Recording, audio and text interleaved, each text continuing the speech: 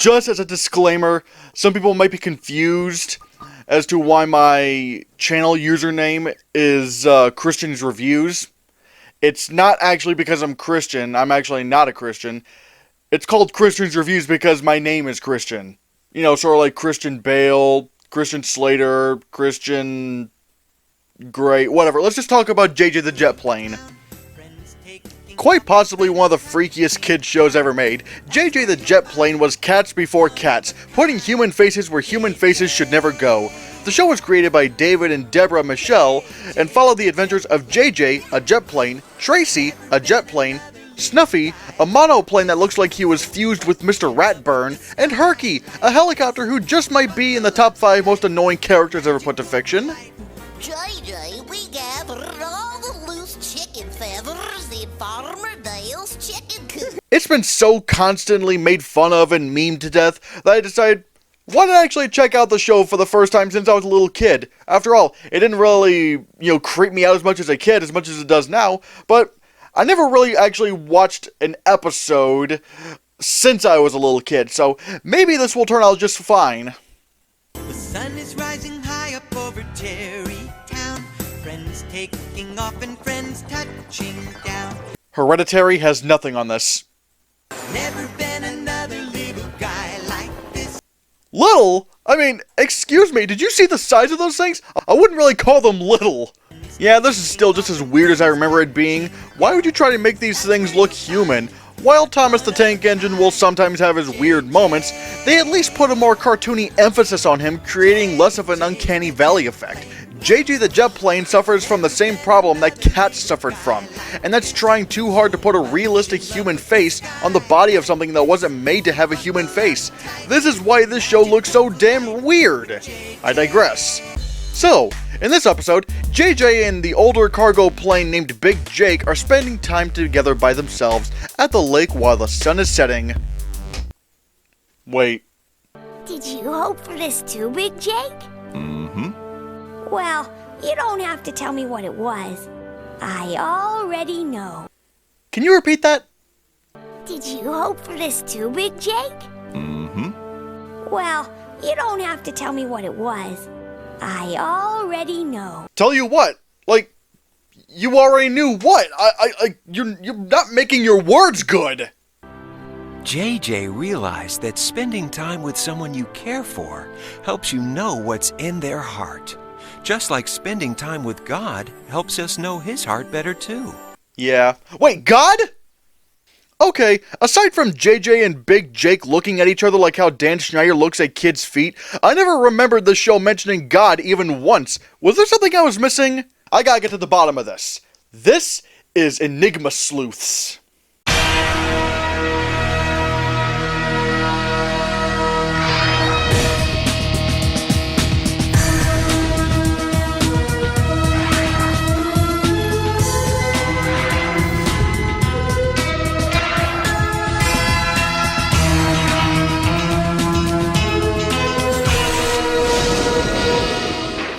Now, here we are. We are going to solve the mystery once and for all. Was JJ the Jet Plane a Christian show? Well, to answer that, we gotta examine one of the creators of the show, David Michelle. Michelle was a pastor at a Methodist church before he left in '91 due to it being boring, and went on to become an agency recruiter for what's known today as MJ Group, a physician recruiting firm, and after only 2 years, he became the vice president of marketing at the company. And then he quit! His next career move was to fight the Power Rangers. Not in a literal sense, of course, but he was one of those uppity parents who thought this shit was too violent for children.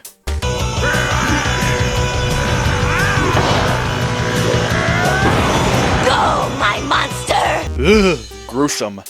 And with the inspiration from the stories he'd tell his kid about his plane trips to work, he came up with the idea to make an educational kids series based on planes called JJ the Jet Plane. After nearly going bankrupt and borrowing money from friends and family, making 4 JJ shorts, and making 10,000 copies of these shorts to sell to people, David was able to buy an ad on Nickelodeon and because of that, sell 119 orders, getting the attention of Bruce Johnson, the president and CEO of Porchlight Entertainment, the production studio that was also behind shows like The Secret Saturdays and Tuttenstein.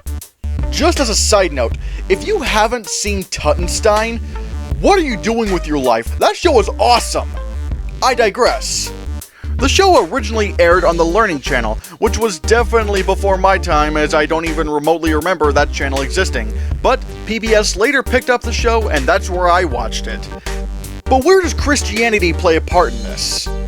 You see, remember when I earlier mentioned that David Michel was a pastor? Well, apparently there were two versions of certain JJ episodes that he sold. One distributed by PBS, appealing to a general kids audience, and another with Christian messages distributed by Tommy Nelson, a publisher and distributor of Christian's children entertainment. The Christian edits were odd, to say the least. They would take the messages that were in the original versions of the JJ episodes and change them from this. Gosh, they're all about me. That's just the point, JJ. Each one of them is a reminder that you don't have to give us one big gift at the end of the year, because all year long you give a little bit of yourself, each and every day. And kind of miss the entire point of those messages with new messages like this. Gosh, they're all about me. That's right, JJ. You see, Tracy remembered how God gave us the gift of our beautiful world, and she thought maybe we could show how special you are through our ice creations. But whatever. Sure, they oversimplified the message to an almost stupid level, but it's nothing really offensive if I'm being honest. Like, nothing that bad, right? Well, this is where things get uncomfortable. Tommy Nelson, the distributor of the Christian edits of JJ the Jet Plane, just so happens to be affiliated with Focus on the Family, which, if you don't know, is a religious organization that is not only very homophobic, but even supports gay conversion therapy. Yeah, you can even find Focus on the Family on the covers of some of these JJ VHSs. Just to be clear, this was not PBS's doing. PBS was not involved with the Christian edits of JJ the Jet Plane, nor are they affiliated with Focus on the Family. This was clearly a Focus on the Family thing, and like I said, this was just a case of the show being distributed to do different demographics of people. So, was JJ the Jet Plane a Christian show? Yes and no. Obviously, that's what the creator had in mind when making the show, but we do have two different versions of the show with two radically different messages and ways of telling the message. One version was more concerned about telling a narrative that flowed somewhat naturally, and the other only existed to give a Christian message. Not that having a Christian message is bad, but with other religious entertainment like The Prince of Egypt and Life of Pi being able to balance the two out perfectly, it does show the weaknesses of religious entertainment like this. Plus, it just helps if you're not affiliated with organizations that want to mentally torture gay people. Just saying. Thank you so much for watching this special video. I really wanted to make a video on this since I first discovered it, and it just got crazier and crazier the more I went down the rabbit hole. So, have you seen JJ the Jet Plane? What are your thoughts on JJ the Jet Plane? Let me know in the comments below what you think. Thank you so much for watching.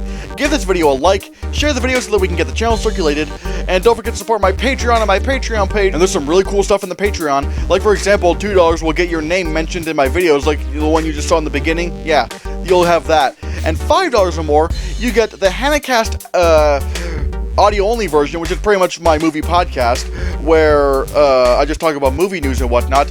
And with that tier, you can get the audio-only version of the Hannahcast, where, hey, maybe you want to exercise, do some things, but you're not able to watch it during a video or whatever. That way you can listen to the Hannahcast. Then we also have the Hannahcast After Show, which is basically where we talk about anything we really want. And there's also that. And coming soon, we're going to be putting up some audio commentaries over movies and whatnot, so that's going to be really cool. And if you want to see more, just click this.